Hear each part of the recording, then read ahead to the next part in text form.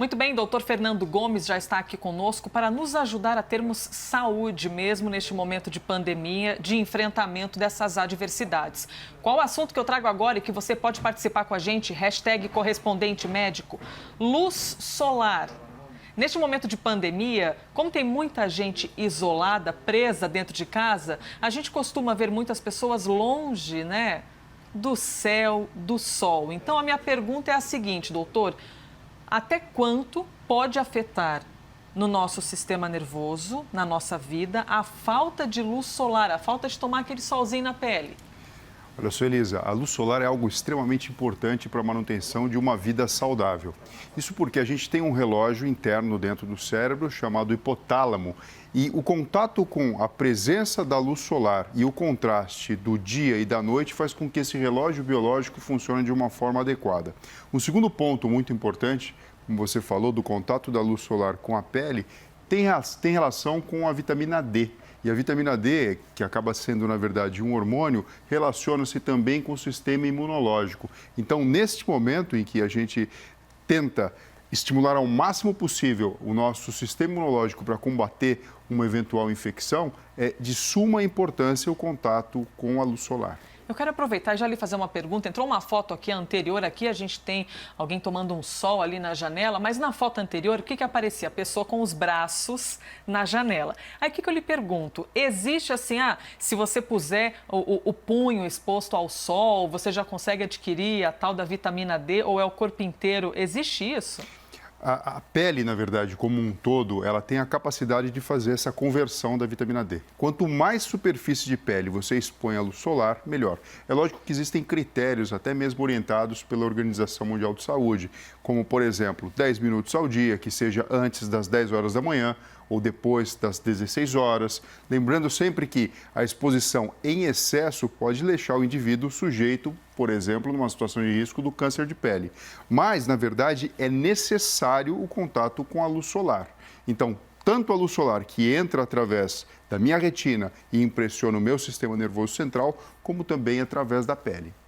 Agora a pergunta é a seguinte: existem pessoas que dizem que se você ficar muito tempo sem a luz do sol, há exemplos de quem trabalha na madrugada, que você pode ter efeitos emocionais. Então, quais são as explicações científicas para essa falta de sol nas nossas vidas, a ponto de refletir, a pessoa ficar um pouco mais deprimida, fraca, fadigada e não ter energia? Existe conexão? Existe, Elisa. Acho que tem uma arte que a gente pode mostrar, mostrando justamente isso que a gente chama de ritmo circadiano. Então, levando em consideração um dia normal em que você tem o sol nascendo por volta das 6 da manhã e se pondo às 18 horas, durante o período da manhã existe a liberação de hormônios como, por exemplo, o cortisol, que junto com isso faz com que a nossa pressão arterial aumente e em contato com a própria luz solar, a gente consegue aumentar níveis relacionados com a serotonina, que dá para a gente uma estabilidade emocional e inclusive até mesmo o óxido nítrico, que controla a nossa pressão arterial. Quando chega no entardecer e à noite se faz presente, por volta de mais ou menos 22 horas, é natural que, pela ausência do estímulo do cérebro, pelo contato da luz solar, faz com que um hormônio chamado melatonina seja liberado pela glândula pineal, que faz com que a gente entre num processo natural de descanso, de repouso e de, então, indução do sono profundo. Existe, inclusive, diferença de temperatura no decorrer do dia por conta disso e não é exatamente pela questão do calor do sol, mas sim porque esse nosso relógio biológico mexe com os hormônios de uma forma diferente, alterando o funcionamento do nosso corpo. Então, a manutenção, inclusive da nossa estabilidade emocional, tem relação direta com a exposição à luz solar. Eu tenho uma pergunta a fazer a você agora. Eu gostaria que você respondesse com a nossa hashtag correspondente médico. Você é mais do sol, do dia ou da noite?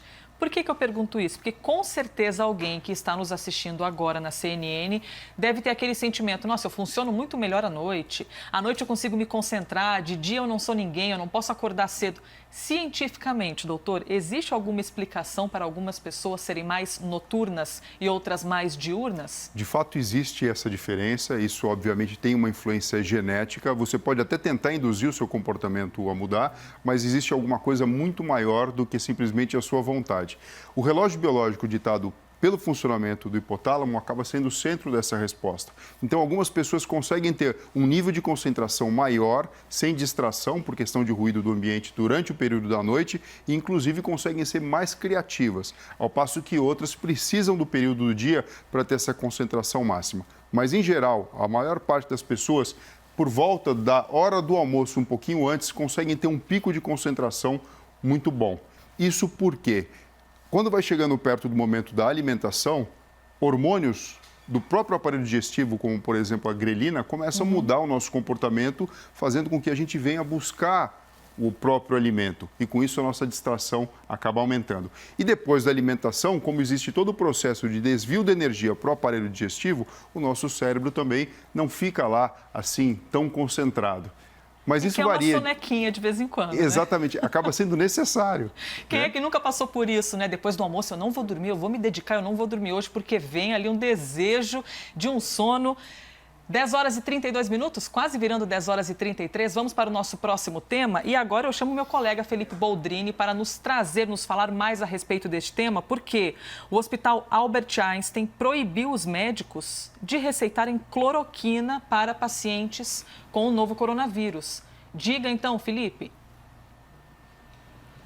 Oi, Elisa, doutor Fernando, bom dia a vocês, uma ótima sexta-feira a todo mundo. É o seguinte, o Hospital Albert Einstein enviou um comunicado ao corpo médico proibindo a prescrição do medicamento cloroquina para o tratamento da Covid-19. O hospital informou que nunca teve um protocolo para o uso do medicamento, mas os médicos acabavam receitando o composto em modo off-label, que é quando o medicamento é usado fora do que é indicado na bula. Ainda segundo o hospital, o que podia acontecer entre a relação paciente e médico era a definição ou não do medicamento para tratar a Covid-19, mas isso não poderá mais ser feito. A direção, então, encaminhou o documento ontem, né? E nesse documento afirma que não há evidências que o medicamento reduz a mortalidade e o tempo de internação. Nós conseguimos aqui o comunicado enviado aos médicos na íntegra e que foi confirmado aí pela assessoria do hospital. Eu vou ler só um trechinho do que fala esse documento, esse comunicado. Esse comunicado diz o seguinte, que frente ao recente comunicado divulgado pela agência americana FDA, revogando a autorização de utilização emergencial da hidroxicloroquina e cloroquina no atendimento aos pacientes à Covid-19, levando em consideração que os estudos não mostraram diferença em relação ao tratamento padrão e que os benefícios do uso do medicamento não superaram os riscos, o Serviço de Controle de Infecção Hospitalar, junto com o Comitê de Especialistas Einstein, não recomenda o uso do medicamento em pacientes hospitalizados por Covid-19. Então, é isso. Está proibido a prescrição do uso da cloroquina aqui no Hospital Albert Einstein, que é referência para a capital paulista e para todo o estado. Volto com vocês aí nos estúdios. Perfeito. Obrigada, Felipe. Vamos trazer, então, esse assunto para o nosso correspondente médico, trazer a visão da ciência aí em cima dessa notícia. E eu já lhe pergunto, por que o uso da cloroquina e da hidroxicloroquina pode trazer riscos à saúde se usadas de maneira desordenada? Olha só, Elisa, a hidroxicloroquina e a cloroquina são utilizadas há muitos anos, principalmente no tratamento de malária, na condução de pacientes com artrite reumatoide, com lúpus, de uma forma muito segura. Qual que é o detalhe? Existe um racional teórico que ela poderia ajudar, sim, de forma efetiva ao combate ao coronavírus. Tanto a entrada do vírus na célula, como também na modulação de toda aquela coisa que a gente fala das respostas inflamatórias desordenadas. Entretanto, os trabalhos científicos não mostraram os resultados tão favoráveis assim. Por isso que, de alguma forma, muitos trabalhos são discutidos e acaba sendo um tema um pouco polêmico. A postura do hospital acaba sendo pontual naquela região, porque, de fato, quem acaba podendo dizer se você vai usar ou não é a Anvisa, é o Conselho Federal de Medicina, para dizer se o médico está infringindo uma questão ética ou não. Por outro lado, o que acaba acontecendo é que riscos relacionados a complicações potencialmente graves, como arritmia cardíaca e inclusive morte por conta disso, acabam figurando um problema. E por isso, na verdade, toda essa questão e toda essa preocupação. A gente sabe que as pessoas estão buscando de uma forma muito intensa um remédio, um tratamento que seja definitivo. Tudo isso acaba sendo muito válido, mas, obviamente, a gente precisa ter decisões que sejam sóbrias nesse momento. Perfeito, tá aí a análise então do nosso correspondente médico. Tenho tempo de chamar uma pergunta aqui no nosso telão, que chegou pela hashtag correspondente médico, para trazer aqui a participação de quem assiste ao Novo Dia e mandou a mensagem usando a hashtag correspondente médico. Pronto, já vai aparecer aqui, doutor Fernando Gomes. Temos a mensagem do Paulo Ferreira. Meu filho está isolado faz quase 100 dias e ainda deve ficar mais 2 meses no mínimo. Ele já está confuso quanto a esse novo normal. Então, tem uma forma de voltar sem sequelas? Ela se refere aí, ele, né, o Paulo Ferreira, ao retorno das aulas? Na verdade, assim, o contato próximo com os pais e com quem está em casa, a conversa muito sincera acaba sendo fundamental para a gente manter a saúde mental das crianças no tempo de hoje em dia. Isso porque a gente sabe que a criança ela reflete muito o emocional dos adultos que estão em volta. Então, até na forma da gente passar as informações preocupantes e importantes, é importante você ter aquele feedback, aquele retorno que seja muito real. A criança, ela dá para você sinais de como ela quer ser orientada.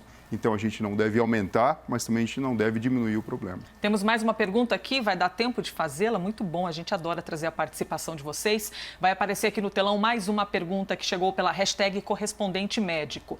Rômulo Américo, a prática de esportes pode auxiliar na hora de superar este novo medo? E aí faz relação ao que nós dissemos de retornar ao mercado de trabalho, ao novo normal. Se praticar esporte pode ajudar, doutor? Sim. Por quê? Quando a gente faz atividade física em geral, e aqui eu estou falando de exercícios que mexam com a parte aeróbica, treino de força e alongamento, diversos neurotransmissores e hormônios são liberados que provocam relaxamento, diminuição da ansiedade e aumentam o nosso poder de foco. E muitas vezes até mesmo insights criativos acontecem durante a prática esportiva. Então é algo que a gente pode usar e abusar nesse momento tão delicado em que a gente precisa saúde mental organizada para lidar com essa dificuldade. E existe um tempo mínimo para a gente encerrar e até deixar aqui uma inspiração para você praticar seu exercício físico? Um tempo mínimo, 20 minutos de caminhada por dia já pode ajudar ou não? Tem de ser 40 minutos? Cerca de 30 minutos acaba sendo o tempo razoável para você conseguir aquecer, aumentar sua frequência cardíaca, provocar as alterações físicas que a gente deseja, refletir isso no cérebro e você então poder tocar sua vida numa boa. E depois ter aquele sentimento maravilhoso de pós-exercício, que parece que a gente vai conquistar o mundo, se sente feliz, né, e motivado. Muito bom, doutor Fernando, obrigada mais uma vez pela gentileza, por nos trazer saúde, porque estamos precisando muito. Obrigado, Elisa, e obrigado a todos vocês.